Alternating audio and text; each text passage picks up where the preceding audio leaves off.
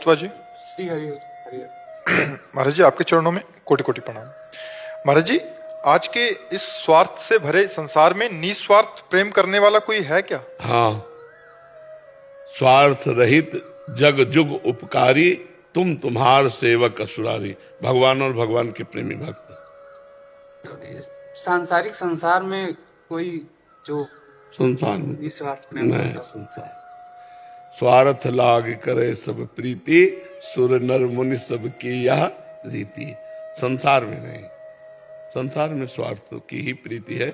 जब तक भगवत भाव नहीं आएगा, संसार दिखाई देगा, तब तक स्वार्थ दिखाई देगा। और जब सर्वत्र भगवान है तो बात अलग हो जाएगी। जब भगवान देख पाओगे सर्वत्र, तब तो हम कहा तुम तुम्हार सेवक असुरारी। भगवान और भगवान के प्रेमी भक्त, ये दो स्वार्थ रहित है।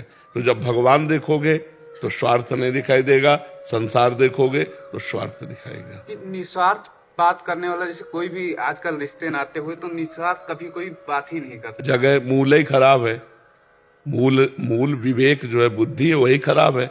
वो स्वार्थ के बिना कुछ करेगी ही नहीं, कामना के बिना कुछ करेगी ही नहीं। तो जब बुद्धि ही खराब है तो फिर कैसे चलेगा?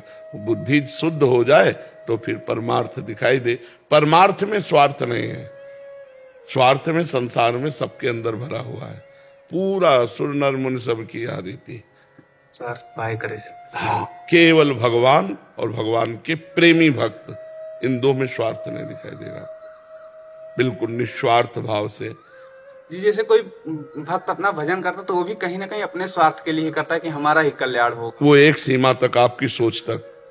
हाँ, फिर आगे जगत के लिए होता है। अब जो भी इस शरीर से हो रहा है वो जगत मंगल के लिए हो रहा है।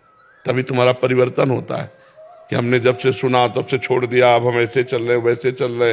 ये सब भजन से होता है, बिना भजन के नहीं होता है।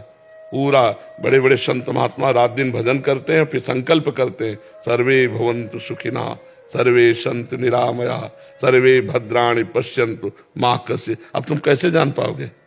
कठोर तपस्या कर रहे हैं, भजन कर रहे हैं, लेकिन जगत मंगल के लिए। अभी कैसे जानोगे? अंदर की बात है।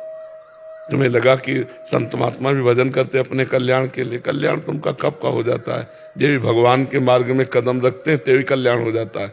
सन्मुख होए जीव मोय जब ही, जन्म कोट यज्ञ नाशों तब है। अब वो भजन करते हैं जगत मंगल के लिए। जो पहुंचे हुए महात्मा जन है वो जगत मंगल के लिए करते हैं। ठीक है बच्चा? गुरुजी, वो स्थिति कैसे लाए? किसी की अनुकूलता प्रतिकूलता का जैसे हमारे ऊपर प्रभाव पड़ता है तो कैसे? ये शुद्ध ज्ञान हो जाने पर। जब तक शुद्ध ज्ञान नहीं होगा तब तक द्वंद्वातीत नहीं हो सकते। और द्वंद्वातीत होने के लिए जो ज्ञान चाहिए, उसके लिए गुरु शरणागत होकर उनके द्वारा बताई हुई साधना, आराधना, उपासना जब करोगे तब ज्ञान प्रकट होगा। और जब ज्ञान प्रकट होगा तो फिर द्वंद्व विमुक्ता, कोई भी द्वंद्व, मान अपमान, सुख दुख, लाभ हानि, जय पराजय, इसमें समता रहती है, समान भाव रहता है, विचलित नहीं होता। पर इसके लिए ज्ञान चाहिए ना। अब ज्ञान उस कोटि का जब हम साधना करें तब मिले ना। साधना उस कोटि की तब होना जब गुरु मिले, और गुरुदेव तब मिलेंगे जब बड़े भाग्य, बड़े पुण्य एकत्रित हो जाएं, भगवान कृपा करें तो सदगुरु मिल जाए, हमारी साधना में रुचि हो, तब ज्ञान प्रकट हो। गुरुजी, मैं आपके शरणागत हूँ, मेरे ऊपर कृपा करो। नाम जब शरणागत करके और कृपा मांगना, इसका मतलब शरणागति नहीं है। आप ध्यान दीजिए, बेटे को आप अपने बच्चे को गोद में लिए हो कि नहीं? वो ये कहे क्या, पापा तुम मेरे पापा हो, मुझे गोद में ले। विचार करिए आप।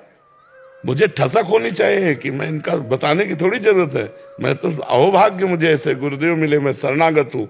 नाम जप के द्वारा, गुरुदेव के द्वारा दिए हुए मंत्र का निरंतर जाप, अपने आप कृपा प्राप्त होती है। कृपा मांगनी थोड़ी जाती है, कृपा मांगी नहीं जाती, कृपा स्वयं प्राप्त होती है। हम कृपा पात्र बने। हमने गुरुदेव के लिए क्या किया? प्रश्न है। आप जैसे कृपा मांग रहे हो तो गुरुदेव ने तो अपना जीवन धन, नाम मंत्र आपको दे दिया, कुछ लिया तो नहीं। अब गुरुदेव की आज्ञा का पालन करना। जो गुरुदेव ने मंत्र दिया, नाम दिया, जो आदेश उपदेश किया, उसके अनुसार चले। कृपा ही कृपा है। आप देखोगे कि आठों पैर हमारे ऊपर कृपा है, चारों तरफ हमारे ऊपर कृपा है। भगवान की कृपा मुझे आनंदित कर रही। आप अनुभव करेंगे ऐसा। नाम जप करो, शास्त्र स्वाध्याय करो, सत्संग सुनो, और जो नहीं करना चाहिए वो मत करो, जो करना चाहिए वो करो। अभी आनंद आने लगेगा। जहां पाप नष्ट हुए तहां आनंद की अनुभूति होने लगेगी।